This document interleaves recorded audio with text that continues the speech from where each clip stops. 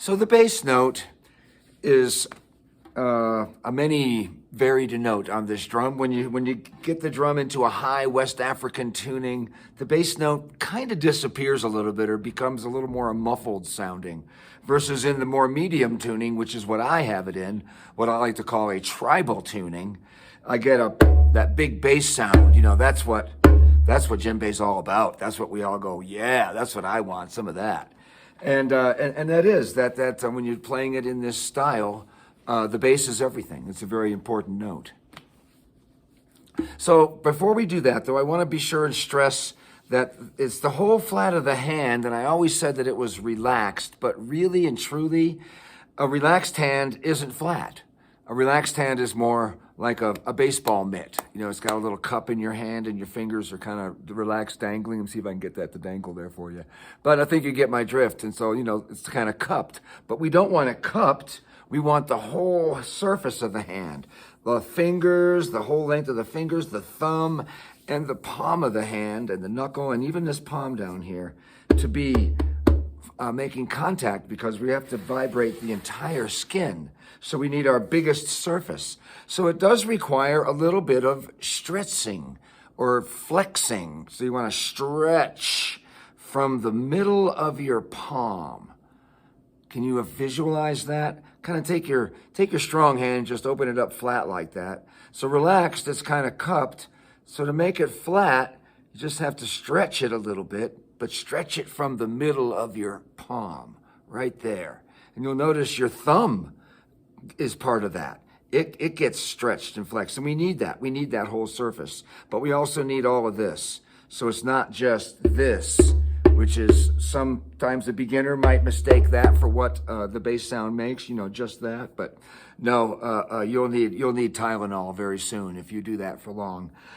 So you want to, but that is part of it. That's a very big part of it. And the thumb is on the drum. It's not sticking up or anything, but it's, you know, it's flat on the drum, and all the length of the fingers are flat on the drum. So let's just take your hands one time and make them as flat as you can. Stretch them from the middle of that palm, right there, and right there. Think about stretching your hands and your fingers and your thumbs right there, and just rub it on the skin here. Just feel the whole flat of the hand, just your strong hand one time. Yeah, see how all of that is touching, especially the center of your palm. There you go. That is the bass note, the bass shape, the feel of the bass. There is a stretch involved, a little bit of a stretch. All of these notes require a stretch, and as you'll find out, a stretch in a different place of your hand. So thinking that again, we're going to go ahead and move into a bass touch muscle memory little exercise that I came up with. And it's all about touching the part of the hand that's going to make the contact. So this is going to be the whole flat of the hand, thumbs and fingers. Give it a little bit of a stretch, and with the elbow, we're going to just place it right on, stick it right to the drum. Pick it up with the elbow, stick it on the drum again. Pick it up with the elbow, stick it on the drum. Nice and flat, a little bit flexed, stretching from the middle, and again, touch it right there and just feel how that feels. And then do it again. Now this time we're gonna bounce off the drum. The elbow is gonna pick the whole hand and arm up, but the wrist is gonna remain straight. The wrist doesn't bend on this note. It's the elbow, not the shoulder.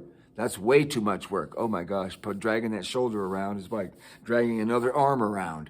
So your elbow is your hinge right here. It's moving your hand. Your wrist is going to be flat. It's going to be, you know, firm. Your fingers are going to be stretched from the middle of your palm, and you're going to bounce off the drum as if you're bouncing on a trampoline. 1 and 2 and 3 and the quicker you get off the drum, the better. But make sure your elbow is the moving part, and you just boom and bounce, stretch and bounce, and stretch and bounce. Feel how that feels.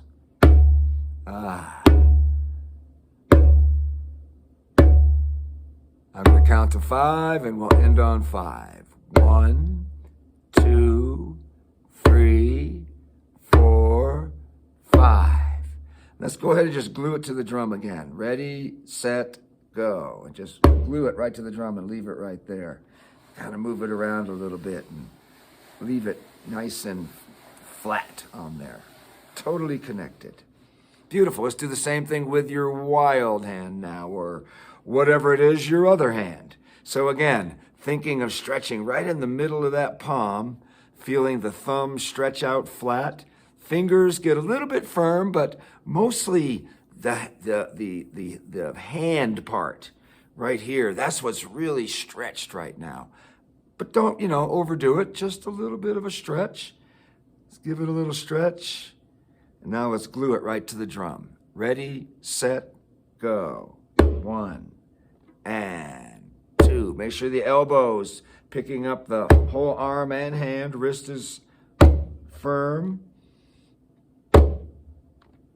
And let your shoulder be as little a part of this as possible, if nothing at all. Although there's a part of it that has to move. Okay, and now feel that.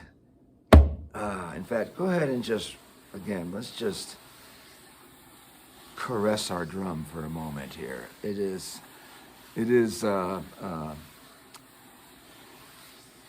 our music-making friend here, so we definitely want to have a little relationship with it for sure. Okay, so, any good pet loves petting. Any good cat or dog or donkeys even. So now, let's go ahead and one more time, let's go ahead and make that right down there on that drum. Nice and flat. A little bit of a stretch. And now, let's bounce off the drum. Ready, set, go. And 2. And come right back up, bounce like a trampoline. And 2. Follow the bouncing shadow.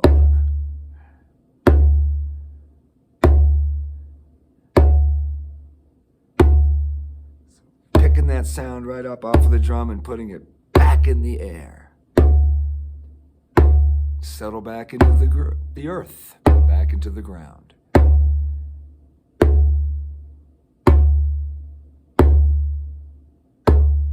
It doesn't have to be a hard strike, just bounce off it lightly. And let the skin do the rest of the work. I'm going to count to 5. We'll end on 5. 1, 2,